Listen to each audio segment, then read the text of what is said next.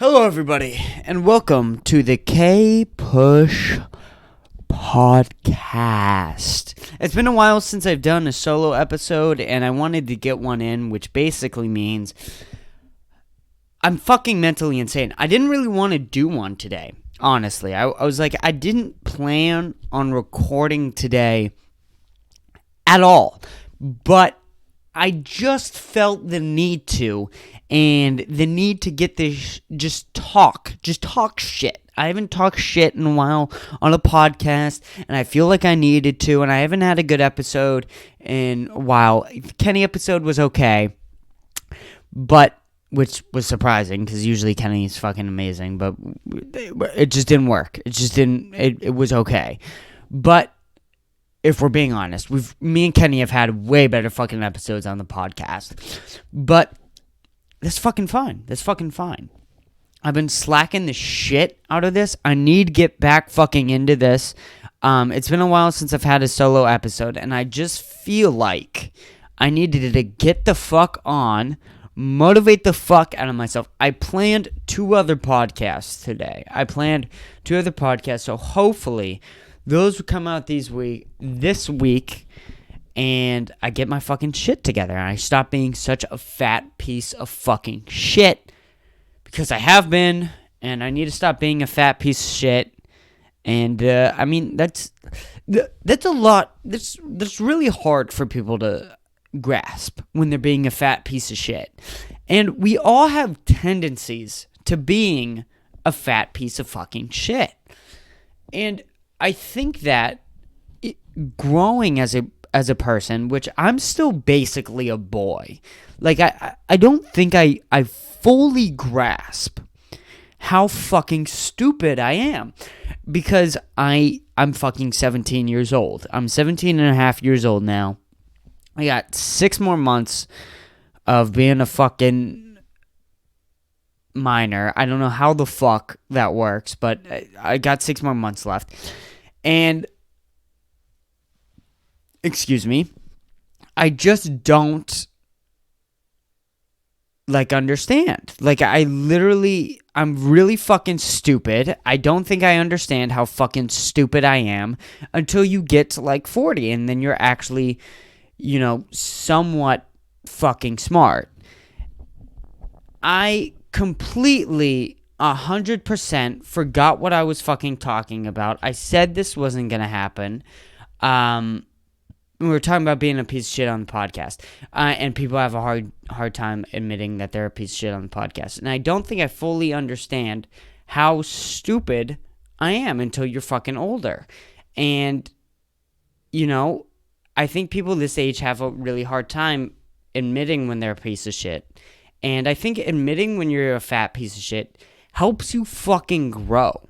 I mean, literally helps you become a better human being, and it helps you avoid your tendencies of when you're becoming a piece of shit and when you're, just slacking off. I had not February.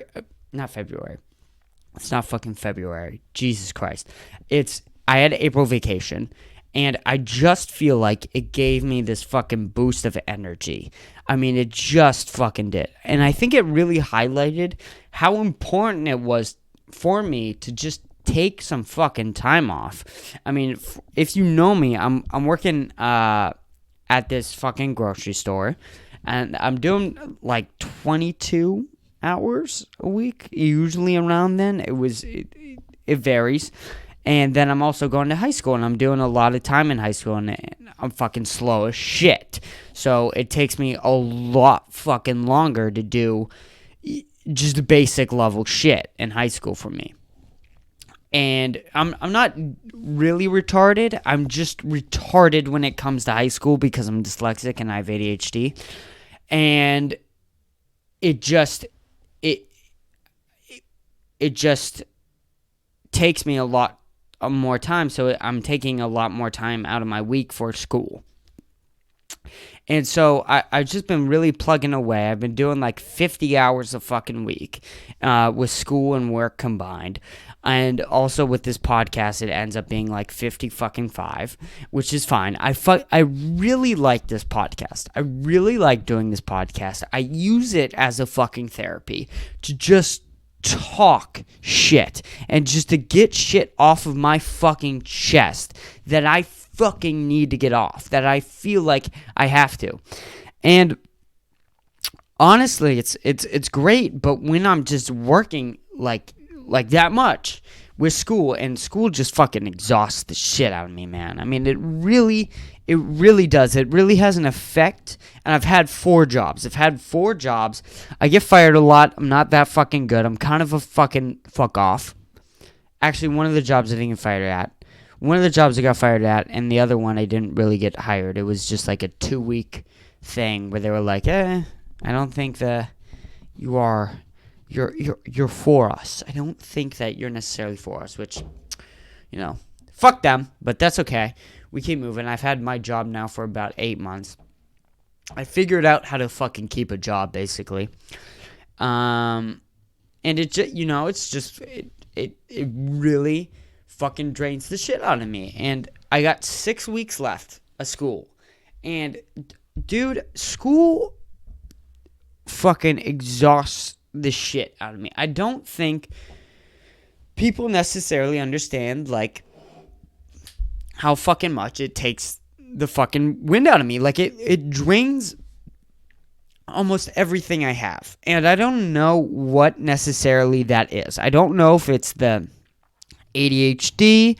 I don't know if it's the dyslexia. I don't know if it's the depression. I don't know if it's just because I'm wired differently, which I'm diagnosed with all 3, so I'm not being a random Generation Z kid where I just run around undiagnosed, diagnosing myself with random bullshit. I don't know what it is, but it exhausts the shit out of me, and I hate it. I don't like school like other kids don't like school. I view other kids and I watch them go through school, and they're genuinely somewhat okay with what's happening. In no point of the day do I like being there. Do I feel like I'm accomplishing anything? Do I necessarily want to be there? I just fucking hate it there, man. I just do, and I don't know what it is. I don't want to be like a crybaby because I'm a fucking privileged white kid. So, there's also that too. But I do 8-hour shifts at my job. I mean, I do long fucking days at my job, and there's nothing that exhausts me more than school. I mean, school is a drainer that isn't necessarily explained by any other drainer. And there's a lot of factors to that I think contribute to that. But, and we'll get into all that shit. But just down to the amount of time that you have to put into school. I mean, it's a lot of fucking time. And I was doing about I'm about 4 hours up because this week we're full time. And for me, I was doing 2 hours after school on my remote days. I was staying after till 2:30, usually longer on Thursdays and Fridays. So it's not that much of a jump for me, except for Wednesdays, especially Wednesdays. Wednesdays, I was doing fucking 2 hours of school, and now we're back to doing 7.5 hours on Wednesdays. So Wednesdays is really, really a fucking huge change, which I think is a really big fucking problem. But I'll get to that fucking shit later. I think the microphone was moved in such a way that you weren't capturing my full voice, but I just moved it a little bit, and I think it's fucking working great now, but that's okay. Fuck the first half of the podcast, which is usually the most important, but that's okay.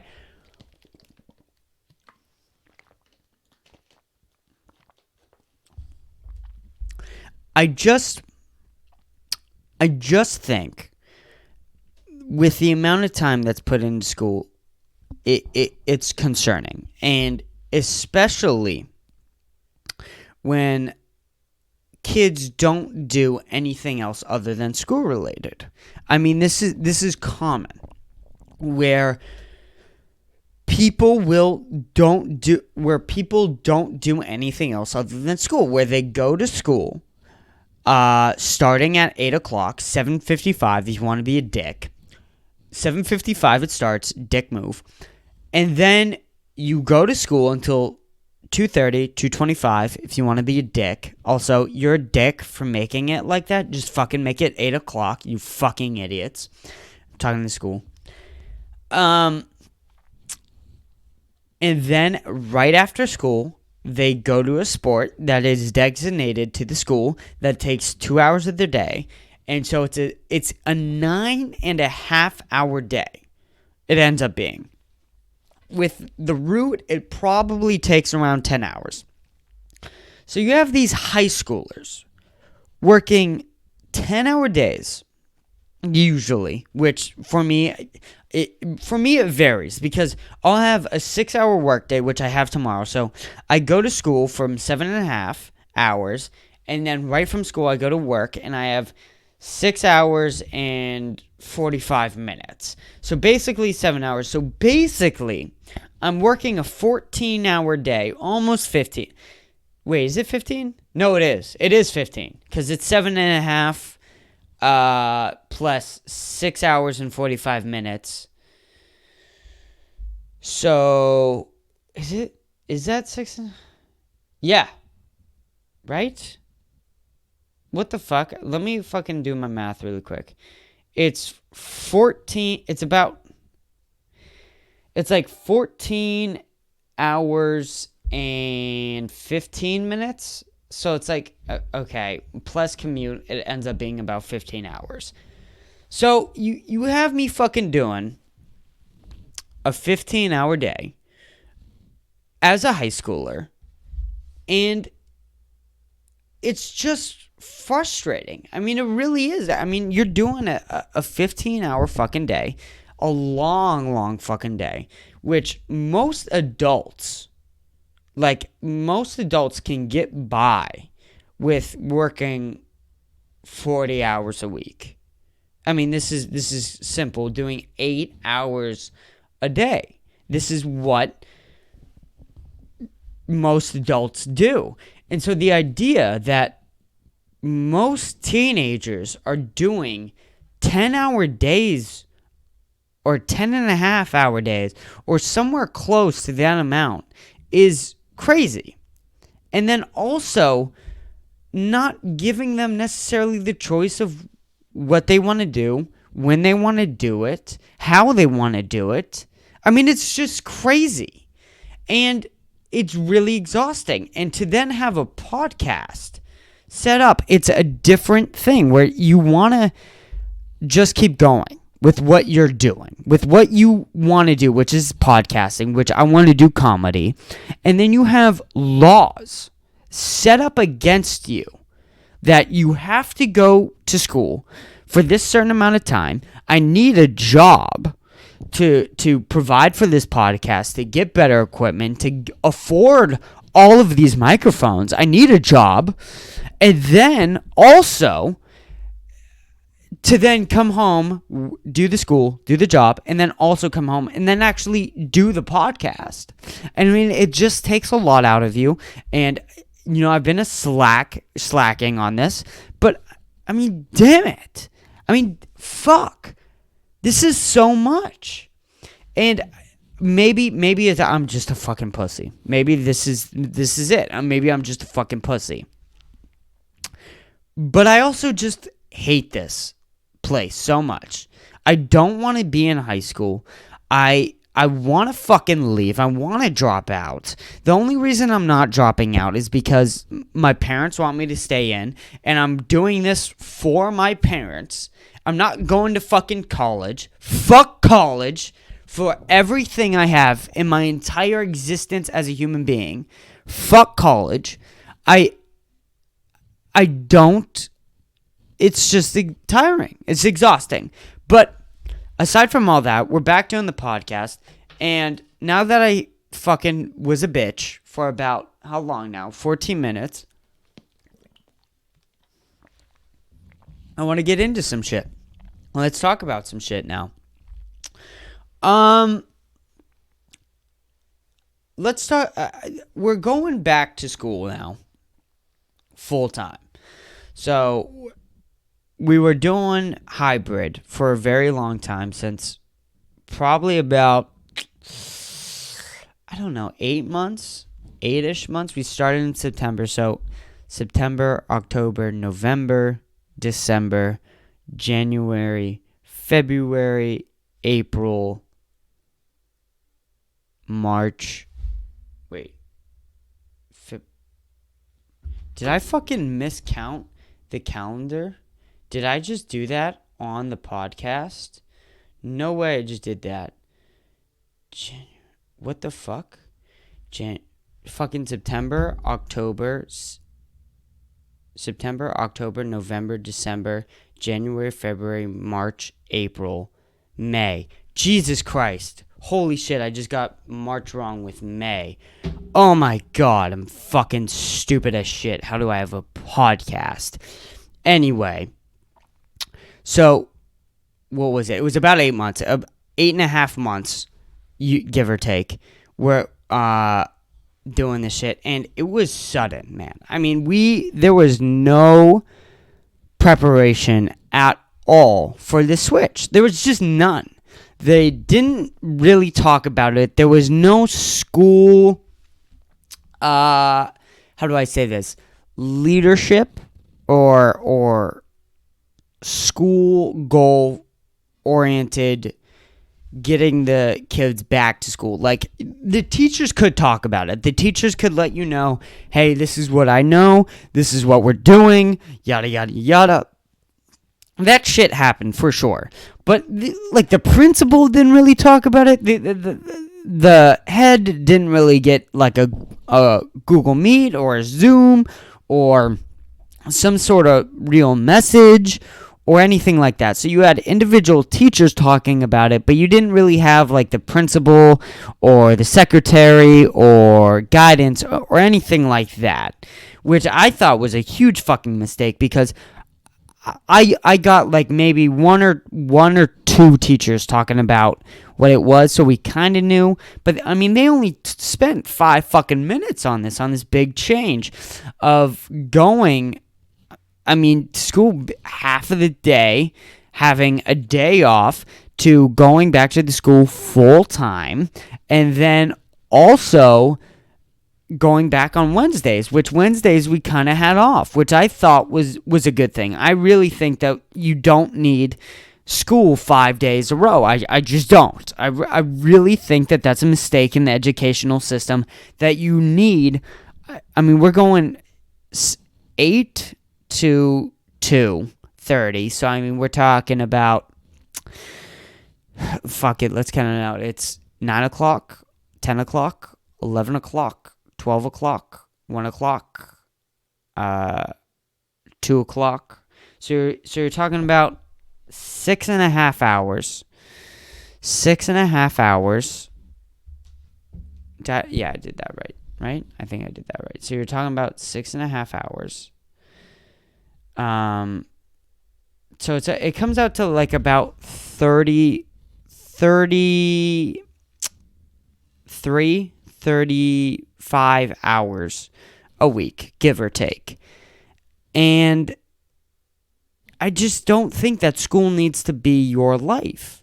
I mean, I really don't. I think that there are other things that you can do to better yourself, and to think that you need to learn the same thing of everyone else for 18 years, 36 hours a week. The fact that you can't teach the foundation of that in 18 years, and then you're expected to go on to college after for 4 years, and then also get an hour and a half of homework expectedly a night, it's just crazy. And it becomes your life. And there's no real room for nuance or thinking for yourself, or and it just causes fucking depression. I mean, it really does. It sets the stage for depression. And when we got back to school this year, there was a big thing with the teachers of saying, oh, we know that this is a hard time for you. We know that, these things happen and that 2020 has been a really hard year. Well, hey, fuckface, what the fuck happened to that? I mean, what the fuck happened to that? It makes me fucking angry that now we're back with zero progression slowly into the school year, that we're just going full blown back into fucking school, and now we're just okay. We're just expected to be able to handle everything that was happening in 2020 and be able to accept everything and moved on. Which, by the way, you said, and I've talked about this on the podcast before, and Kenny has brought up an excellent point where he says, you're doing this for show. You're doing this for show. You're saying that you understand that we've had a hard time, but then you're giving hours upon hours of work, and now we're back full school, and there's no slack. And the biggest thing with the no slack was the phones. I mean, the teachers are now going back full blown on the phones. And in no circumstance ever in life, in America, are you in a building, not getting paid, and also not having the option to take out your phone, and having legitimate consequences for having your phone out, to the point where they can take it away from you, where they can look at you in your face and say, give it to me, and you have nothing to do about it. Zero. And it's frustrating when they put this entire workload on you. They make you switch to this huge, with no progression, no preparation at all, from going to this one schedule to this next routine, to then also being strict about dumb things, like your fucking phone. And also with the phone, there's a couple teachers that are strict with it. It's not all. So, and usually, so I want to point that out. The teachers that are chill about their phones are usually good teachers. This is just factual. And I don't necessarily, I'm not saying that when a student is not doing any work, not paying attention to you at all, not focusing at all, and not participating, and he's also on his phone, that you don't have a right to look at that student and say, hey man, put your fucking phone away. But there are teachers in school who say, if you have a phone on your desk, put it away. What the fuck is that? What is that? Are you, what craziness do you have a right to look at someone and say, put that away, that is distracting to you, and then also look at them, and most of these teachers are now saying, you're an adult. So they'll look at you in the face with the straight eye and say, you're almost an adult, act like it, put your phone away. In what world? In what world are those things said together, where you can look at someone in the straight eye and say, act like an adult, you have to put your phone away. You're not responsible enough to handle and focus and do work with your phone out. But you're an adult. We're going to give you a 30-hour week. You're probably going to have to push it if you work or if you have a sport. It's probably going to be about 10-hour days on give or take. And that's just fucking that. That is that. You fucking suck it up, figure it out. You can have your phone on your fucking table. Fuck you, man. I mean, really, fuck you. That doesn't make any sense. And again, if it's distracting to other students, if it's not allowing them to work, I completely understand. Fucking tell them off. But listen to me. I have my phone right here. It's right here. I've been talking for 25 fucking minutes uninterrupted.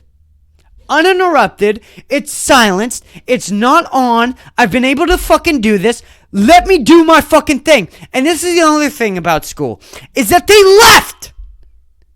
They fucking left. No one understands this, and no one really comprehends this, but they left. You left for months. You left for 4 months during a pandemic where people are depressed and dying. The suicide rate is going up. The substance abuse rate is going up. I've talked about this on the podcast before. I have 3 of my close friends overdose. And you leave? You're not there at all. Literally no classes, no Zooms, no Google Classroom, not a fucking peep. Not a fucking peep. And you can say they did some shit with that horse crap in the beginning of the pandemic where they were like kind of giving assignments and they had some Google Classrooms. That was all horse shit, and I'll tell you fucking why. And you can give them the response of like, oh, they weren't prepared. Well, guess what, fuckface? This is publicly. How are you not prepared for things like this? You're never prepared, ever. The school always gets this bypass, which they don't give to other students. God forbid, if you turn something in late, oh my God, will we take off points for you? You are not allowed to turn things in late or do anything wrong. This is insane, preposterous. But these motherfuckers, a pandemic hits. We know pandemics fucking hit on Earth. That's just fact. That pandemics fucking happen. Okay? Like, no ifs, ands, or buts about it. Pandemics fucking happen. And diseases fucking hit the school. And also, the flu fucking kills kids. Schools only have kids, and this disease does not kill kids.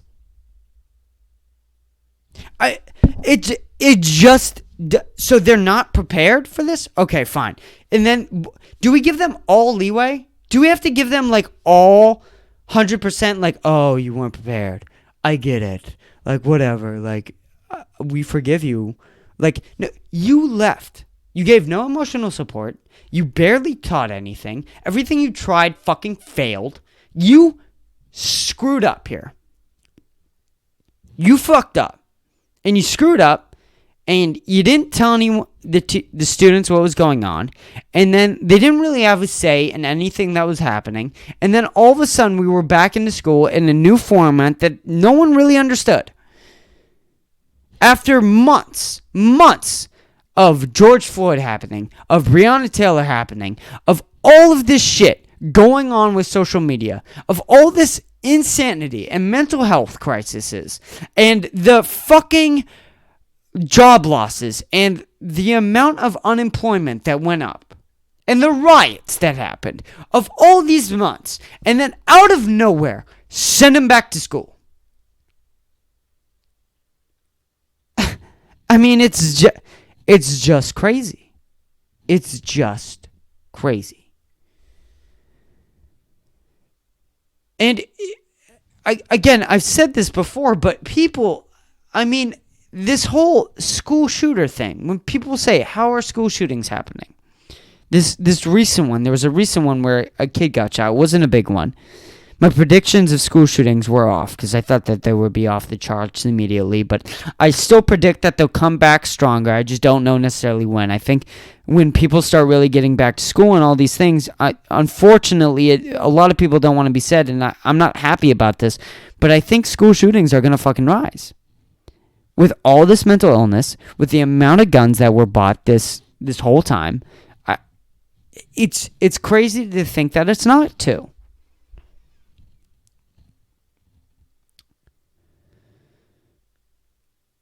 And I mean, you just go into school. You just walk in and you're like, fuck. This just wave of just depression, and you feel all the students, and you understand what's really going on, of just everyone not really caring what's happening here, and it's just exhausting. It's exhausting being there. And I don't know what the solutions are. I really don't. The bridge program, was great. I mean, they really have provided an answer for me, like show me a way of doing school that really works and really helps me that nothing else, no other program in schools have ever helped me as much as the bridge program has.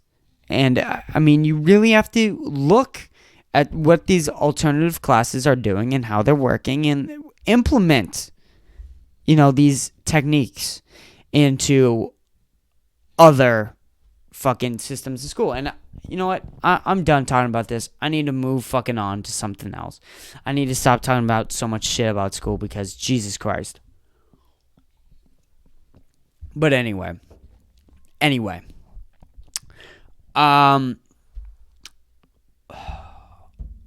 Jesus Christ. Police brutality. This is I feel like every time this year, it just comes around and it's like on a yearly schedule where we all give a fuck about police brutality this year. And it always seems to happen that there's police brutality crimes that are caught on camera around this time as well. It's very odd, very convenient, and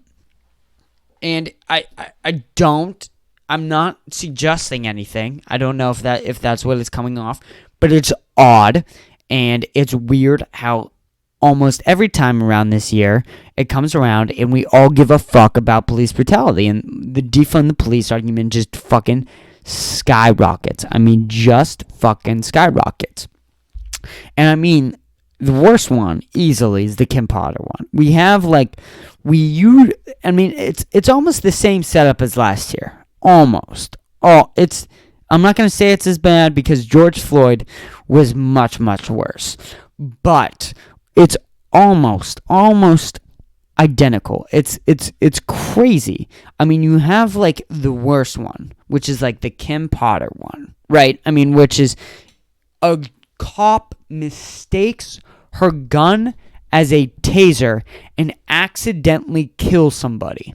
I mean, this is beyond offensive. This is beyond crazy. And I don't think I said this on the on the podcast with Kenny. Actually, I'll fucking say it later because I wrote it down as a joke. I want to take it up on stage, but I fucking said Jesus Christ. This is horrible. This is one of the worst things ever to happen. A cop mistakes her gun as a taser and accidentally shoots somebody. I mean, accidentally killing someone when this is your job. I mean, that it's really bad and it's really hard to see. And then you have the 13-year-old who was shot and killed. I forget exactly who it was, what the name was, but it was a 13-year-old boy, and he had a gun or something, and a cop looks at him and goes, put the gun up, or drop the gun.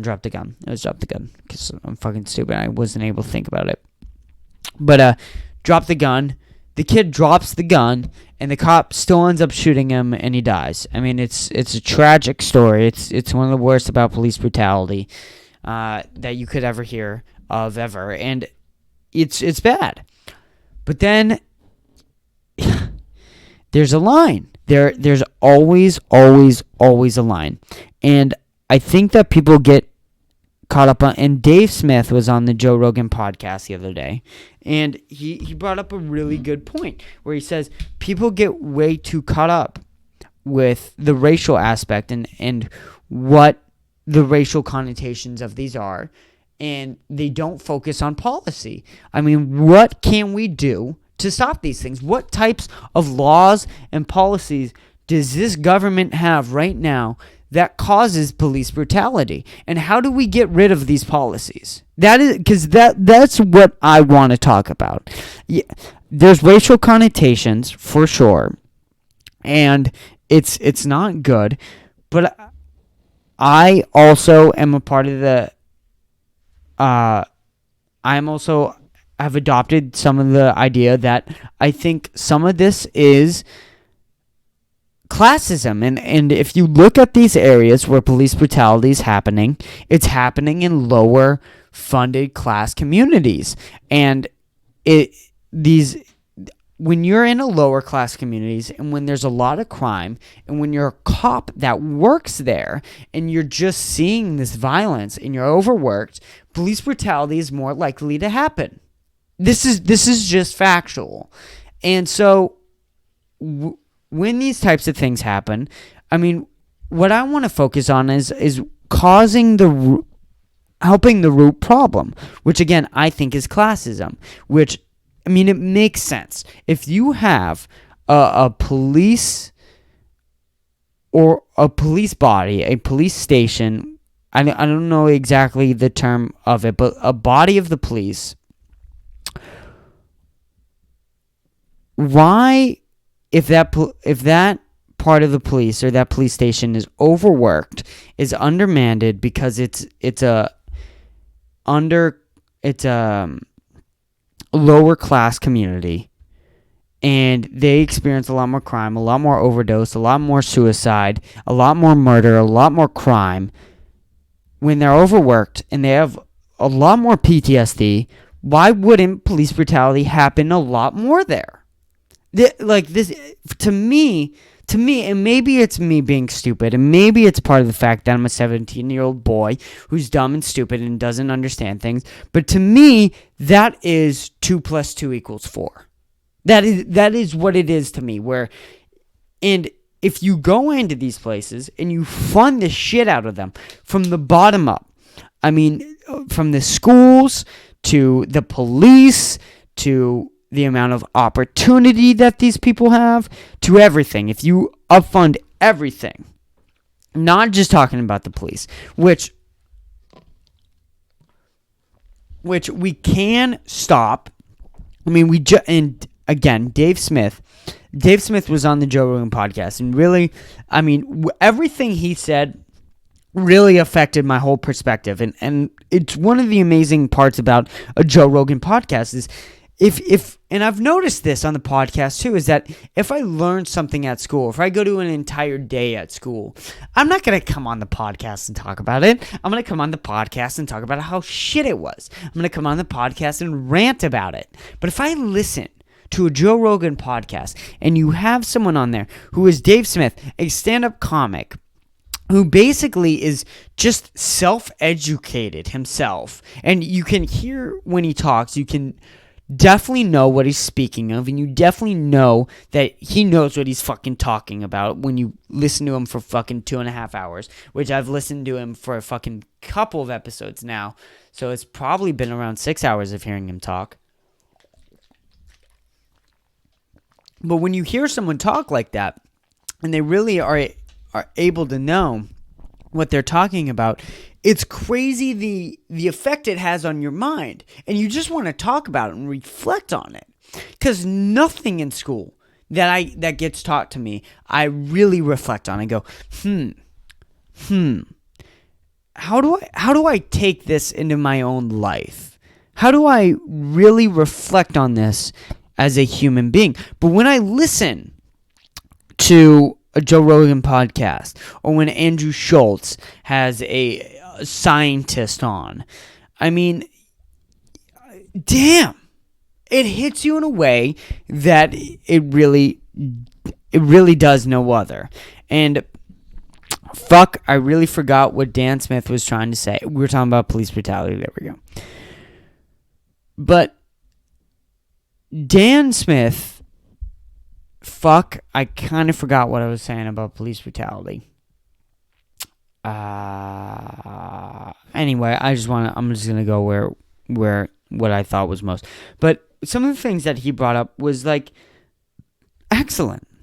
And if you haven't seen it, please go watch it, because he's super well spoken and clearly knows what he's talking about. But he talks about things like getting the police to arrest you. I mean, or there's a certain law. I forget the name of the law. I should look it up, but I'm not going to, because I'm a lazy piece of shit. there's a law that prevents you from suing the police. Get rid of that. And you need to be able to hold the cops accountable for the types of things that they do. And these are policies that we can fix. This is not the ground up system. And I think that there's also problems with not having enough mental health checks. I mean, we need almost monthly mental health checks with all of our police officers, and we need lots more training with our police officers.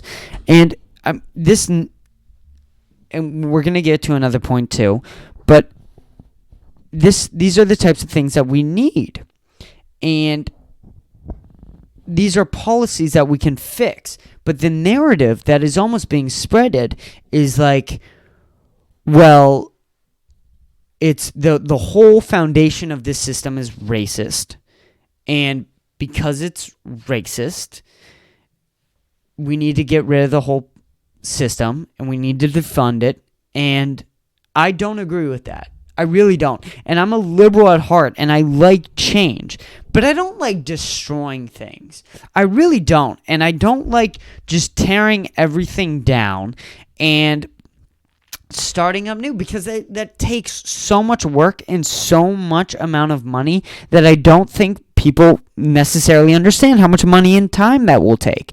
So we need to fix the certain policies that create this. So we need to be able to have the police officers be accountable for what they do, but we also need to give them more fucking training. I mean, this idea that Kim Potter was a trained individual, and I brought this up on the podcast, which Kenny kind of convinced me that no matter what, you should still know the difference between your gun and your taser, which I somewhat understand. But she wasn't trained. Like, she wasn't a trained police officer because she was in the force for 26 years. Like, police officers don't get fucking trained. And I don't think people necessarily understand this. That our police officers today do not get enough training that they fucking need. They just don't. You can become a good police officer and you can put yourself through all that training. That is available and that is an option for you. But that doesn't necessarily mean you have to. And so this idea that all these police officers who are committing this police brutality are well trained is just not true. It's just not factual. And so we have these untrained police officers doing this police brutality, and it's obvious to see why. And especially with the Kim Potter situation, which we've brought up two specific things on this podcast several times that would have completely avoided Derek dying and saved his life. And those two things are, number one, police officers being a purple belt in jiu-jitsu or some sort of martial arts combat and being able to know how to fight and fucking defend yourself. The idea that Kim Potter had to take out her taser, and even if she thought, or when it was really a gun, even the idea that she had to take out her taser to defend herself is a little crazy. That, and especially with another man there, that man, no doubt, in my mind, should have holded Derek, taken a hold of him, hit him, whatever, and fucking put him in a fucking chokehold, and fucking put him to sleep. In no mind, and caused no physical damage to him at all. By the way, if you're a trained martial artist and you go to fight a Derek, who isn't a trained fucking martial artist, who's just some random civilian who's panicking, you should be able to grab a hold of him and put him in a chokehold and let him fucking wake up. You don't need a taser. I mean, this is your job you're talking about here. Use your fists. You don't need weapons to get someone to comply. When you are a police officer, that is just factual. And I've thought about this a lot, and this is the narrative that the right is pushing. Is that, well, you have to kind of understand what the police officer is going through. Is that they are at danger with their life, and they don't necessarily know what's going on, and they could lose their life at any moment. And this is what I think, is that if we are going to give the police officer credit, and then in that sense that we're going to say, well, we don't know what's going on, they're super stressed out, yada, yada, yada, well, then we need to give that to the civilian as well. This is just common sense, where we need to give that same empathy and that same sort of sad story to the civilian. The civilian, you can say the same thing with the police officer, sure. They don't get enough training, they're overslept, they don't know what's going on, they're in fear for their life. Well, yeah, but the civilian, is going through the same thing. They don't know what's going on. They're in fear for their life. They're panicking. They don't necessarily know what's going on. The exact same thing. Lack of training, could be overslept, could be having mental illness. All of these things that you could say for the police officer, you could also say for the civilian. And if we are going to give credit and empathy to the police officer, we need to give credit to the civilian. And to me, that's just how it has to work. But also, I think that that the empathy for the police officer is good, because if we don't give any empathy to the police officer, you get the Germany situation. You get the Nazi Germany situation, where after World War II, you didn't give any empathy to Germany whatsoever, and then you made them take the full responsibility of everything that happened, and then you get fucking Hitler. And I think that can happen both ways. That if you make the civilian take all the blame in the police brutality, where just because they were resisting arrest or because they were panicking, you get to kill them or beat the shit out of them. If we're going to give that empathy to the police officer and then make the civilian take all the blame, well, you're going to get riots and you're going to get civil war. That's just how it works. And when you have body cams and when you have social media and you have these things spread, that's just what's going to happen.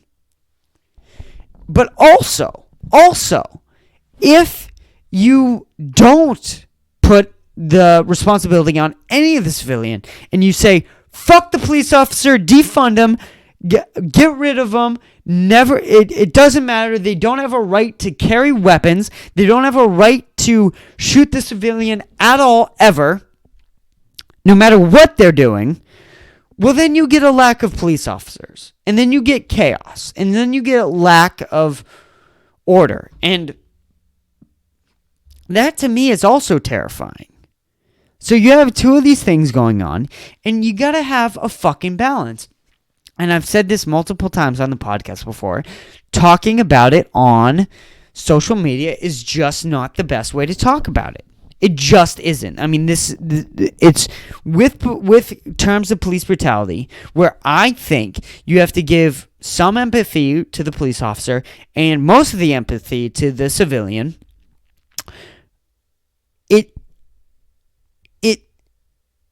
You can't do that on social media. You're on one side. You have to choose.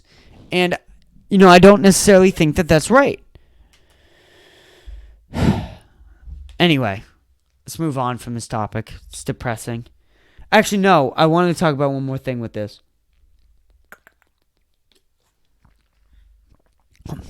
One more very important thing, because there's one thing that I didn't mention. I'm gonna pull this up for this one. Because this one, I have to say, I'm very, very disturbed by. Because with all this going on, and with everything I said, you then can slip, and the left is pushing this. And I'm not a leftist, I'm not a rightist, but there is the extreme left, and there is the extreme right. And they both push different things. And right now, the extreme left is pushing this narrative for this particular story. I'm gonna fucking find it. Give me one sec. Police kill.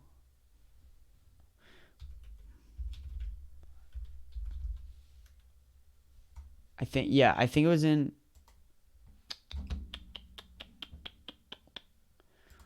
I want to say.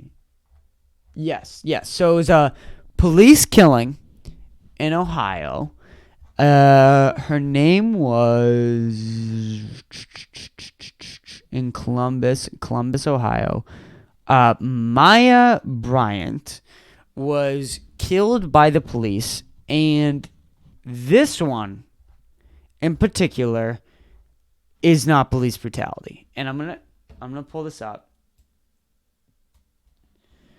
But this is being pushed. This is being pushed by the left. That the fact that this woman was killed by the police is in fact police brutality, and that the police officer needs to go to jail for this incident. And in the body cam footage, which I'm gonna fucking find. I'm gonna find the body cam footage. Give me 1 fucking second. Let me find the body cam footage. Let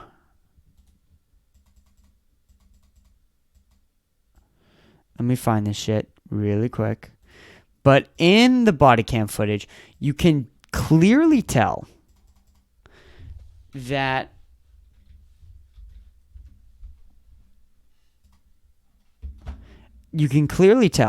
this woman was threatening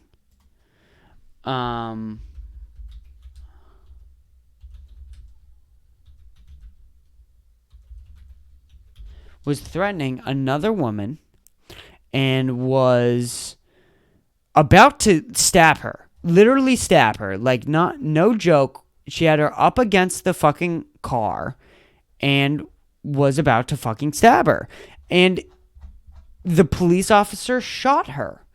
And if this is what I think the police should do, is protecting everyone who is not harming others. So this Maya girl, who is pushing someone up against the car, has a knife in her hand, is about to kill another black person, by the way, is shot and killed and dies from the police. But in all reality, she also saved another black woman from being stabbed. And this is on the body cam footage, which I'm gonna fucking find eventually. Jesus Christ. Am I gonna fucking find this shit? So you need to know.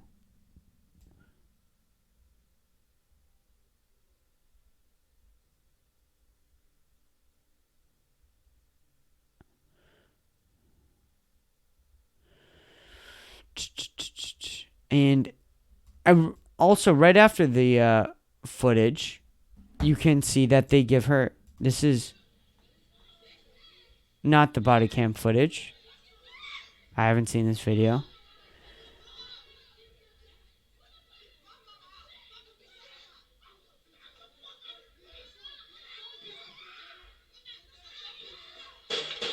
Yep.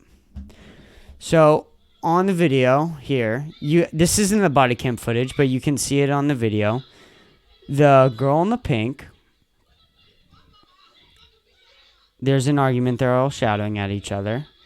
The girl in the pink grabs this girl, pushes her up, or the girl in the pink gets pushed up against the wall by this girl in the black.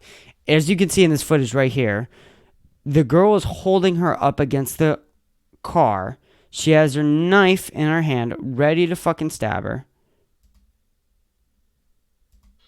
And the police shoot her. Just like that. Right there. Twice, I think. No, it was 3 times. Was it 3 times? 3 times or twice? 3 times is a little much. Wait, I won't fucking hear it. Fuck's sake.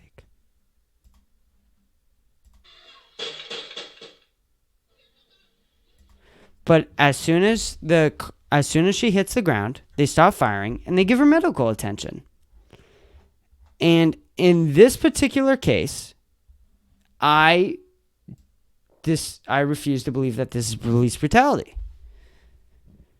And I get it. I get it that we have to give credit to both sides, which I just said. You have to give credit to the civilian, which with both instances, with the Kim Potter one and 13-year-old boy that was shot and killed, I forget his name, which it takes me too long to fucking look up anything on this fucking podcast by myself because I'm retarded. But with that case, both of the police officers are fucked up. There's no doubt about it in my mind that both of the police officers are fucked up. But in this particular case, the girl was shot until she was on the ground, until she was clearly not a victim. She was shot only when she was about to threaten someone else. And I don't necessarily think that you can call this racial at all. Because, I mean, imagine you're a police officer and you see someone about to stab someone else. What do you do? What do you do? You can go, I mean, you're going to get, I don't know what you would do in that situation. I mean, I really don't. And you got to, and my friend Isaiah, who's been on this podcast before, says, well, why can't she just shoot her? Or, I mean, not shoot her. Why can't she just taser her? And this is true, that the police officer could just tase her. But that's not the fastest way to do it here. And in the video, you can clearly tell the girl has her pinned up against a car. I mean, literally pinned up against a car with a knife. You need to take her out as fast as you fucking can. And not everything's just going to go beautifully. But, again, if you want to stick with my theory, I'm sure double bullets would help. Rubber bullets would help. I'm sure that if you had 2 rubber bullets in this gun, that she might not have died. Or that she would have had a definite better chance of surviving. Had they not had just full clips. Ready to stab her. Or shoot her. But defunding the police is not going to help this. It's just not.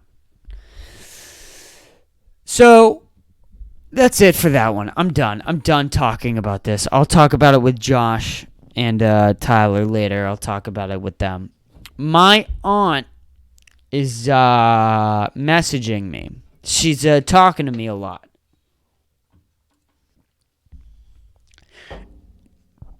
And I usually don't name drop, but I don't care. My Aunt Margaret is what we go by, you know. It's what we call her. And I guess I'll give the backstory first, but basically, I have not talked to this woman in about, I'm gonna say 6 years. 6 fucking years. So, I'm 17. 6 years of my life is not even 1/3.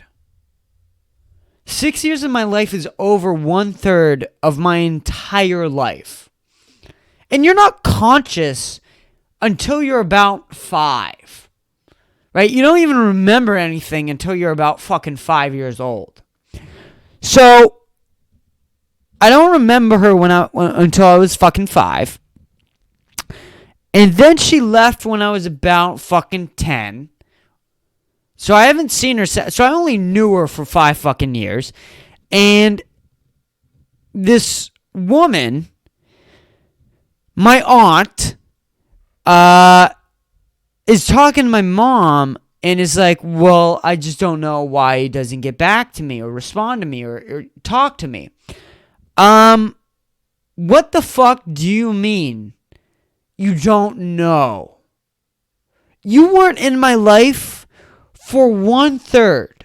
Like 1/3 of my entire existence being brought into this planet and raised You just weren't there. Like, gone. Like, didn't see you, didn't speak to you, didn't say hello. Nothing of the sort. My mother didn't talk to her at all. Obviously, because how else would you not fucking see her? They had like some fucking bad beef. I don't even know. It doesn't even fucking matter. It happened so much when they were fucking friends or sisters and they would talk to each other. And they just didn't talk to each other for a long period of time. And so I just didn't fucking speak to her at all. And she's talking to my mom because my mom just fucking gave in and I guess is talking to her again now.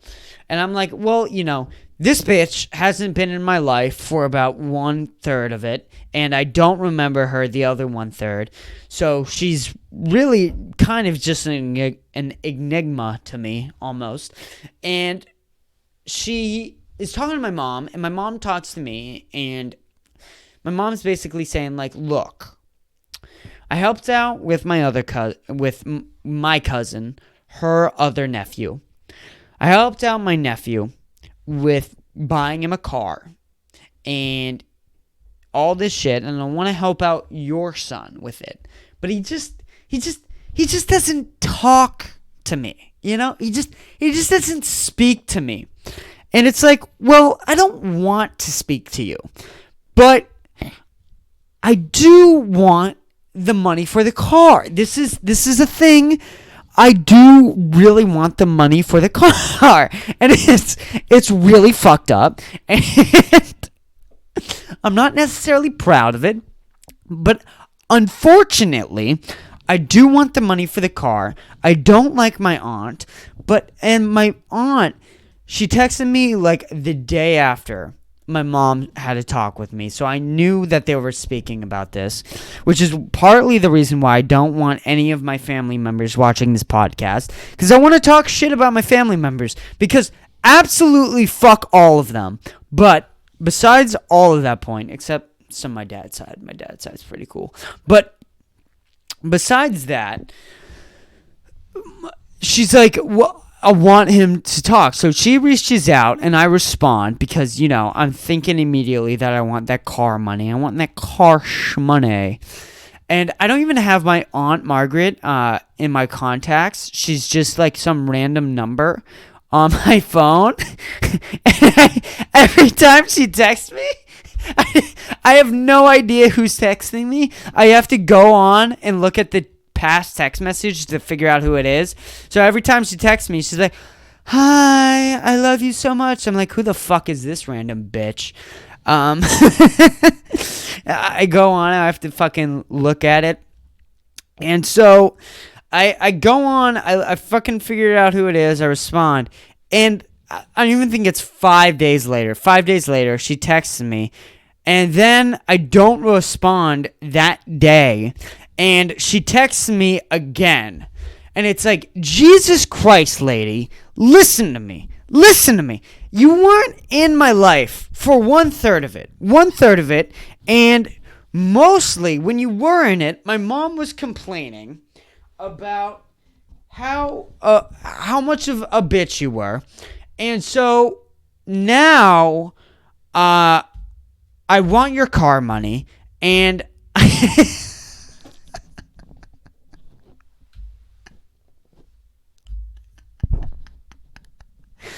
and now you're spamming the shit out of me.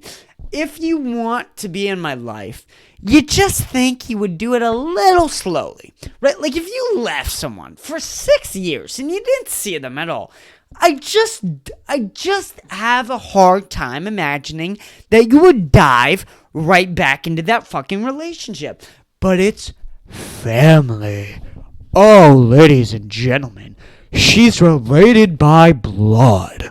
So I have to immediately forgive her for everything she's ever done. And it's like, really? Do I have to do that? Do I have to do that? And like at what point is this hypocritical?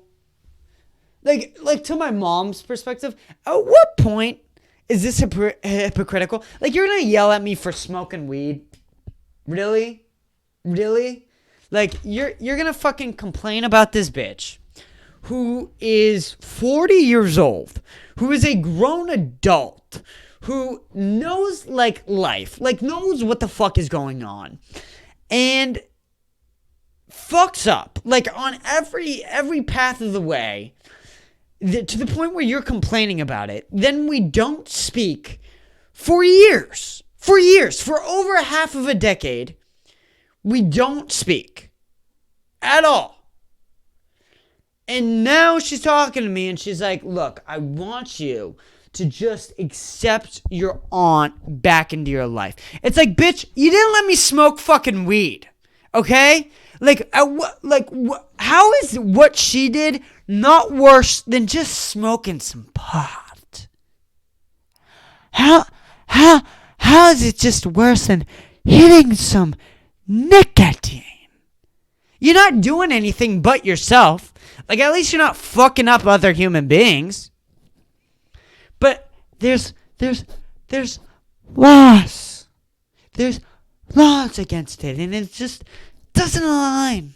It's not acceptable here. And it's like, what? Fuck you. All right? Fuck you. That doesn't make any sense to me. That you can be more punished for something you do to yourself than you can for other people.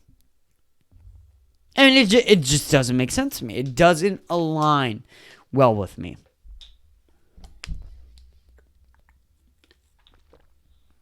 What else do we got to talk about? We talked about school. Talked about police brutality. Talked about my fucked up family. Talk about how weird families are. I mean, family, literally, they're just so weird. Because there's just this expectation to just forgive. I mean, to just forgive and forget with everything that they do. But in no other walks of life is it like that.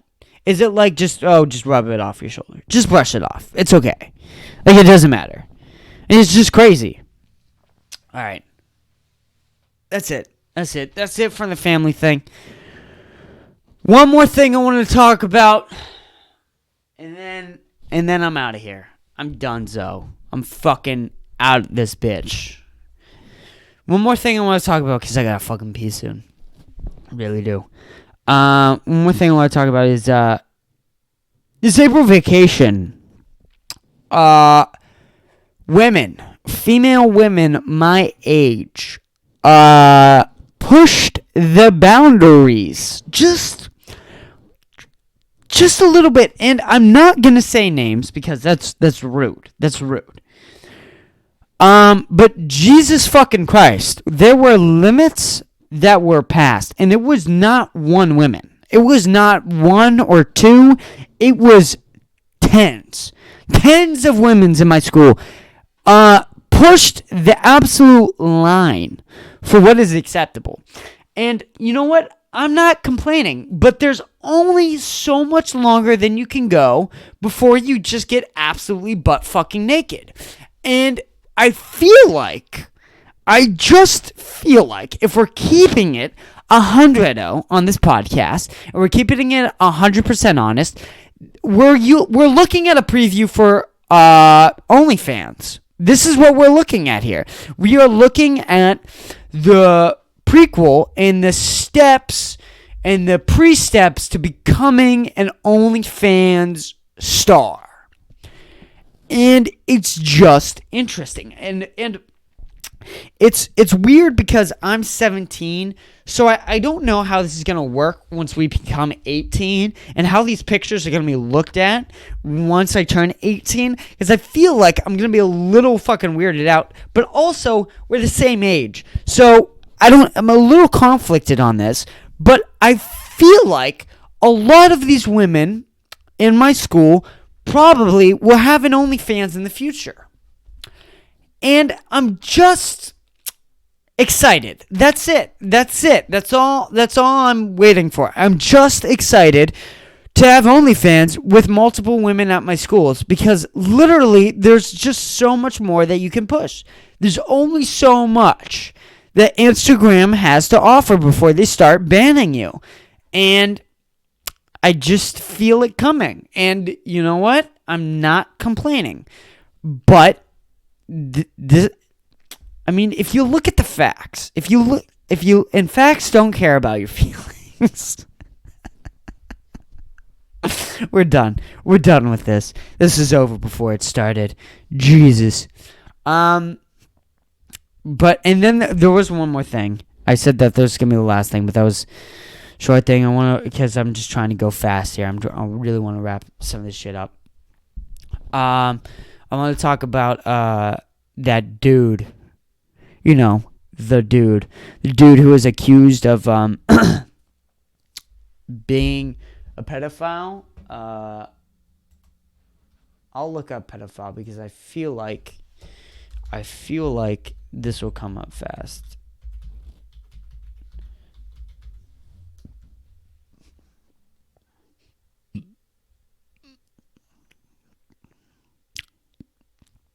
Fuck this. I can't find it. Never mind. But this dude who, was the guy who said, I beat my meat so hard that I couldn't feel my left leg, and said like a bunch of shit like that.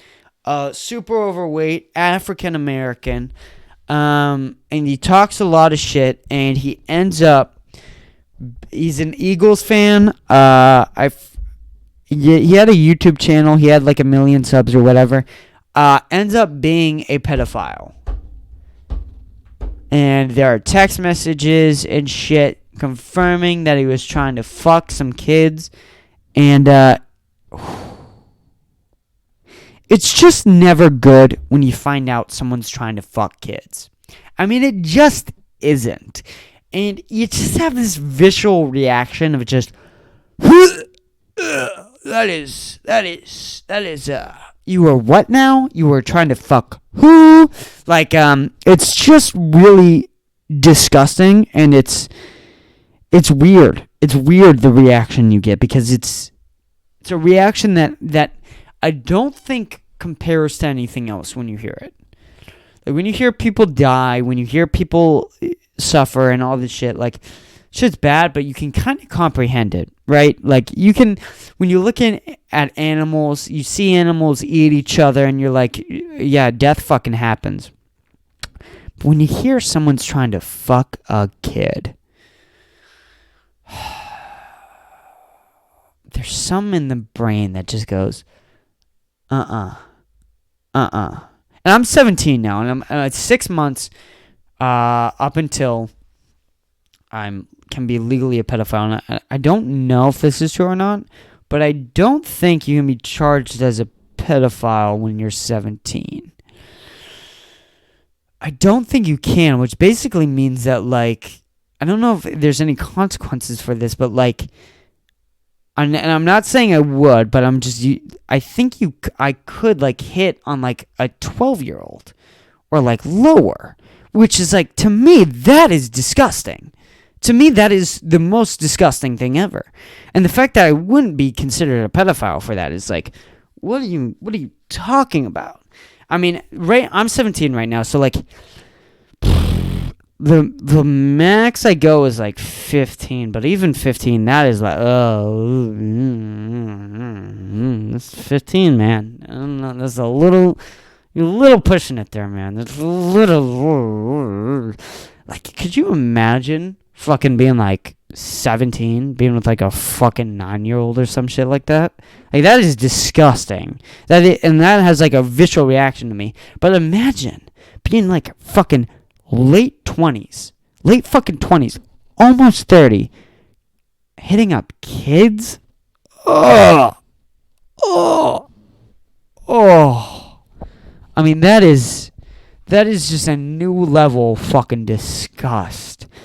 And it's disappointing when you hear someone like this who's like, just seems really likable, seems super funny, seems like a nice guy. It's like he tries to fuck kids. You're like, ugh. And it's a problem with the internet. I think that's one of the reasons why I like podcasts. I feel like you can't fake being a pedophile on a podcast. I just don't think you can. Chris D'Elia did, so fuck.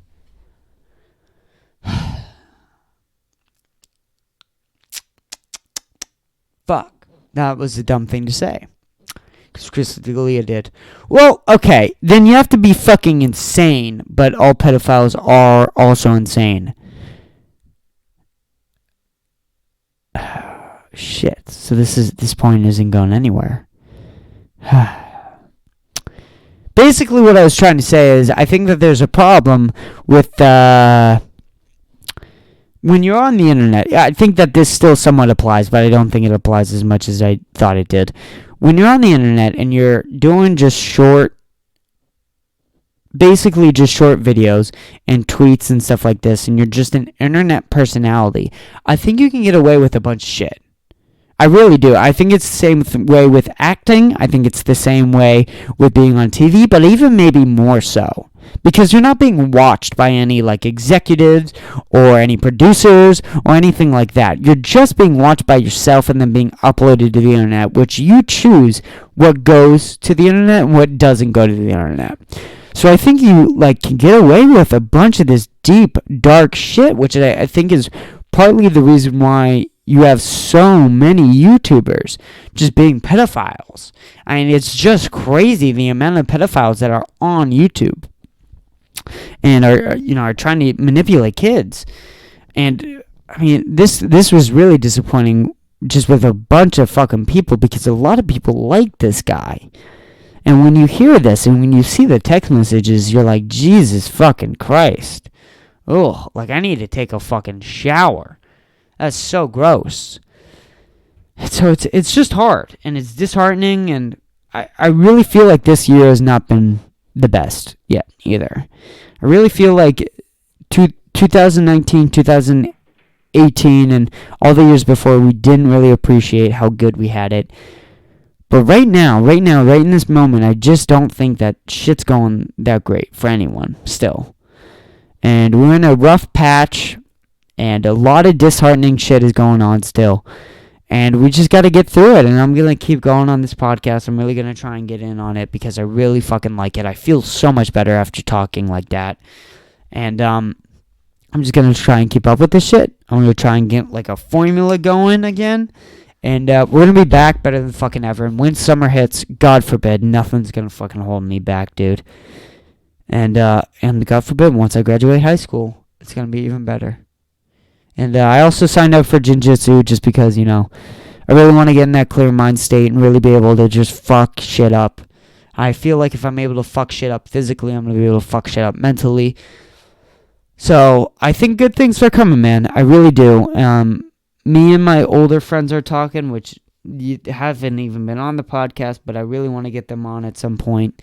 So we'll get them on, and we're going to have a good fucking time here. And I'm going to be back. I'm going to be uploading weekly again. That's a fucking promise.